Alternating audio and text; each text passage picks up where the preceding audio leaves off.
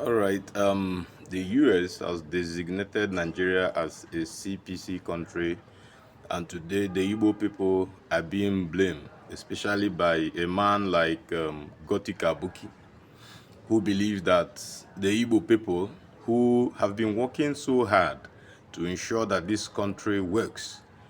You cannot go in any part of this country where you go. The Igbo people are the biggest investors in that city, aside from the indigenous people who dwells there. Now, some group of Fundibo might actually be seeking for a separate state of their own, but the Igbo people can never be the problem with Nigeria. Now, the designation of Nigeria as a CPC country, that is a country of particular concern, was born out of the massive killing of Christians. You can't just call it Christians, people in the north, especially within the southern Kaduna axis, where they are mostly non-Muslim dwellers there, right? Now, what necessitated this designation is the killing of people, and then the government was so docile about it, is it not? Now, what's the place of Ndibo in this? And then, on the other hand, you remember that, you see, terrorism has always and constantly will be a tool of division and oppression by politicians who wants to sit down in government, and then those who have their business interests, hidden business interests to protect. Because those terrorists and those armed robbers and those Fulani headsmen, one, they wear gun, two, they buy those guns, three, somebody is selling those guns, four, they are under somebody's guardianship, sponsorship, and someone is watching their back, right? Now, you are very angry today because APC is in government, and then the U.S. government under Donald Trump is giving you the same dose of those tools you used to fight Goodluck Jonathan around 2015. And then I see Wike saying some things about them, right? Saying opposition party. Wike, I bet you that you were in the opposition party when, or you were in the ruling party when it is believed, or allegedly it was believed, that the APC used insurgency in the north as a tool to come into power. This was aided by the then American President Barack Obama. For avoidance of doubt, this is the video of Barack Obama actually telling Nigerians what to do prior to the election, just few days to the Nigerian election. You can watch. Speak directly to you, the people of Nigeria. Nigeria is a great nation, and you can be proud of the progress you've made. Together, you've won your independence, emerged from military rule, and strengthened democratic institutions. You've strived to overcome divisions and turn Nigeria's diversity into a source of strength. You've worked hard to improve the lives of your families and to build the largest economy in Africa. Now you have a historic opportunity to help write the next chapter of Nigeria's progress by voting in the upcoming elections. For elections to be credible, they must be free, fair, and peaceful. All Nigerians must be able to cast their votes without intimidation or fear. So I call on all leaders and candidates to make it clear to their supporters that violence has no place in democratic elections, and that they will not incite, support, or engage in any kind of violence before, during, or after the votes are counted. I call on all Nigerians to peacefully express your views and to reject the voices of those who call for violence.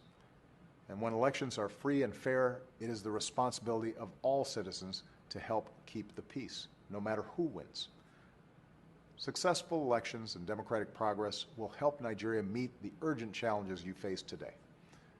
Boko Haram, a brutal terrorist group that kills innocent men, women, and children, must be stopped. Hundreds of kidnapped children deserve to be return to their families. Nigerians who have been forced to flee deserve to return to their homes.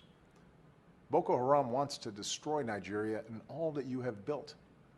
By casting your ballot, you can help secure your nation's progress. I'm told that there's a saying in your country, to keep Nigeria one is a task that must be done. Today I urge all Nigerians, from all religions, all ethnic groups, and all regions, to come together and keep Nigeria one. And in this task of advancing the security, prosperity, and human rights of all Nigerians, you will continue to have a friend and partner in the United States of America. It was a welcome development when the U.S. helped you guys use the Chibok girl saga as a tool to come into power. But today it's not convenient for you to accept that the U.S. designation was not politically based, but it was based on reality. For those of you who actually thinks otherwise, that maybe the hands of Biafran agitators are behind, yes, they might be rejoicing over the tweet by one Godan Fahinga, where he asked, that was just yesterday, where he was saying how many states should come out of these, and then he showed the Nigerian map and its ethnic and geographical spread. All right, that is why you're fighting, right? Now the real fight is, and the real truth and the real question you should ask yourself is this: are non-Muslims being massacred in the north? Who is sponsoring those?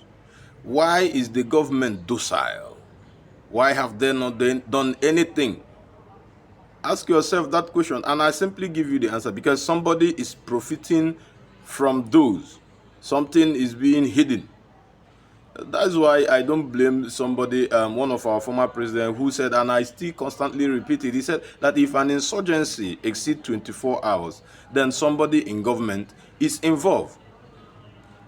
If someone in government was not involved, the president, you swore to protect the lives and properties of your citizenry. The governor, you are there directly, and you swore to protect the life and properties of your citizenry. And then in your state, people are being massacred on a daily basis. And then somebody like Goti Kaboki has the temerity to blame it on Ndibo, the sole ethnic group which is considered to be one of the developers nationally. All right, an Igbo man comes into your hometown, he does businesses and he builds big mansions, build big plazas, does business, develop the society where they dwell, and then come back home and still invest in their own home, no matter how little. Some Igbo people are even stuck and they are living in the north or even in the west, and they are not planning to come back tomorrow. That is good luck for them. But the moment you use Igbo as, when the chips are down, you start to use the Igbo people to defend the nonchalancy of the government that failed to protect the lives and property they so swore to protect. Nigeria can never change. And then I also tell you one other thing, because there is another side to that that categorization of Nigeria as a country of particular concern. What is really the interest of the American people? Because I understand in government that no government comes to someone's aid just for it. You remember that USAID and the saga of last year, where it was declared that USAID, that the funds that was meant for Nigeria was being channeled to sponsor terrorism, not just in Nigeria, but also across West Africa. Now, what is the interest of the American people in declaring Nigeria and then declaring that maybe their foot soldiers will step their foot into Nigeria as soon as possible? What is their interest? Their interest is it to come and save us as Africans? Nobody is coming to save you as an African. Nobody is coming to save you.